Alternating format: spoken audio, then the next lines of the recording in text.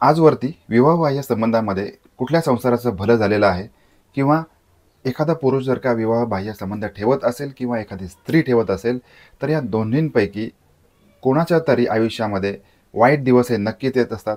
अशीच घटना आपल्याला आज बघायची आहे, ज्याच्यामध्ये विवाहबाह्य संबंध आहे आणि एक सुखी संसार असून देखील हा पुरुष आपल्याच घरामध्ये तोंड मारतोय, आपल्याच घरामध्ये असणाऱ्या अन्नामध्ये विष घालवतोय.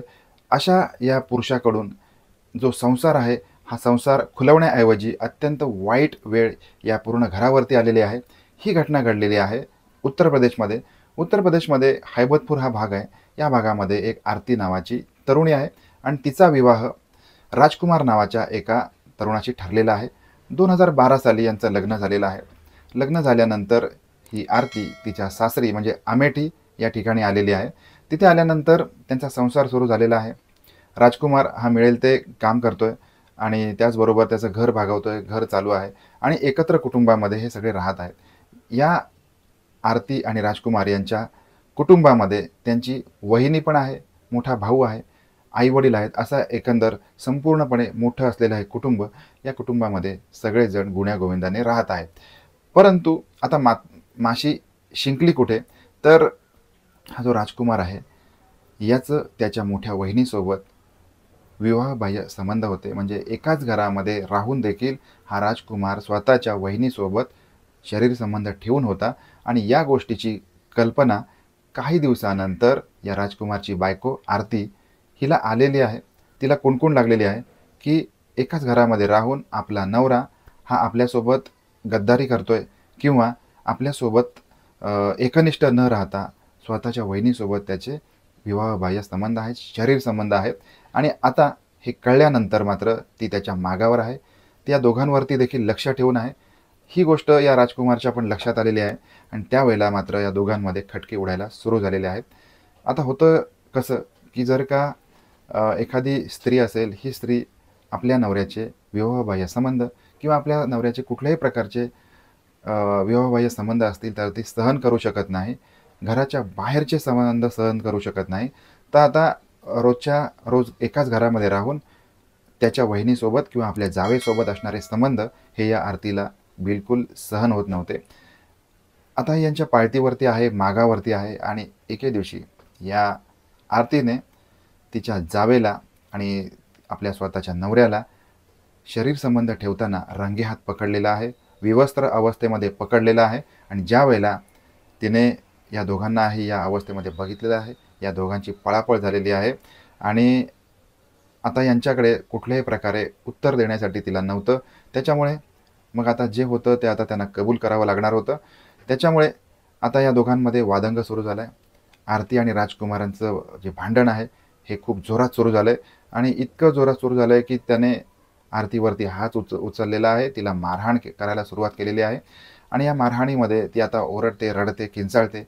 परंतु या नवरा-बायकोच्या भांडणामध्ये कोणी पडायला तयार नव्हतं आणि तिचं हे रडणं, ओरडणं ऐकून शेवटी त्याला अतिशय राग आला आणि त्याने सांगितलेलं आहे, की "तू तुझ्या मुलांना घेऊन जीव दे."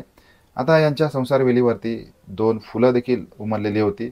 6 वर्षाची मुलगी आणि 4 वर्षाचा मुलगा असं देखील त्यांच्या आयुष्यामध्ये अत्यंत सुखी संसारामध्ये 2 मुलं, नवरा-बायको हे सगळं सुरळीत सुरू असताना देखील, स्वतःची बायको असताना देखील, हक्काची बायको असताना देखील हा वहिनीच्या प्रेमामध्ये रात्र फुलवत होता आणि या सगळ्या कारणामुळे यांच्या ज्या भांडणातून मग त्याने सांगितलेलं आहे, की "तू आता मुलांना घेऊन जीव दे किंवा तू काही कर, तुझ्या जीवाचं बरं वाईट कर.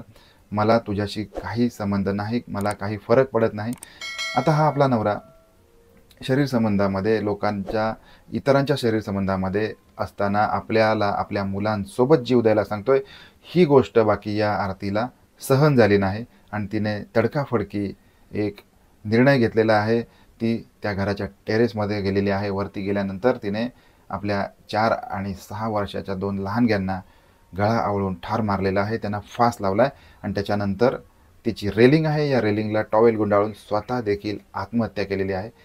आता काही वेळानंतर ही त्रिकूट आई आणि 2 मुलं कुठे दिसत नाहीत. कळल्यानंतर मग तो जो नवरा आहे राजकुमार याने शोधाशोध सुरू केली. वरती टेरेसवरती गेलेला आहे आणि त्यालाही अत्यंत असं विदर्भ असं दृश्य दिसलं. त्याच्यानंतर मग नेहमीप्रमाणेच पोलिसांना कळवलं गेलं. पोलीस आलेले आहेत आणि पोलिसांना त्यांनी सांगितलं की तिने आत्महत्या केलेली आहे, मुलांसोबत आत्महत्या केलेली आहे. परंतु मग खोलात जाऊन ज्यावेळेला पोलिसांनी चौकशी केली त्यावेळेला या नवरा-बायकोमध्ये असलेले वाद आणि या वादाचं कारण म्हणजे त्यांच्या वहिनीसोबत असलेले शरीर संबंध हे सगळं पोलिसांसमोर आता उघडकीस आलेलं आहे. त्याच्यामुळे मग पोलिसांनी जो रीतसर तपास आहे, रीतसर गुन्हा नोंदवून घेऊन या संबंधित व्यक्तींना अटक केलेली आहे. आता या संपूर्ण घटनेमधून आपल्याला समजून काय घ्यायचं आहे, तर शरीर संबंध मग ते कोणतेही असोत, घरामध्ये ज्या व्यक्तीला आपण आई समान मानतो, बहिणी समान मानतो, अशा व्यक्तीवरती, अशा महिलेवरती वाईट नजर ठेवणे किंवा अशा प्रकारचे शरीर संबंध प्रस्थापित करणे ही अत्यंत माणुसकीला काळिमा फासणारी गोष्ट आहे. आणि जर का एखाद्या व्यक्तीला स्वतःचा संसार असेल, स्वतःची मुलं-बाळं असतील, तर तर ह्या गोष्टी तर निश्चितच वाईट आहेत. कारण अशा परिस्थितीमध्ये नवरा-बायको या दोघांपैकी एकाचं अशा प्रकारे अहित वाईट होत असतं. या संपूर्ण घटनेबद्दल आपल्याला काय वाटतंय ते कमेंट करून जरूर कळवा. त्याचबरोबर आपण हा व्हिडिओ पहिल्यांदा पाहत असाल तर या चॅनलला सबस्क्राईब करा. आपण भेटणार आहोत अशाच एखाद्या नवीन क्राईम स्टोरीमध्ये. तोपर्यंत काळजी घ्या. धन्यवाद.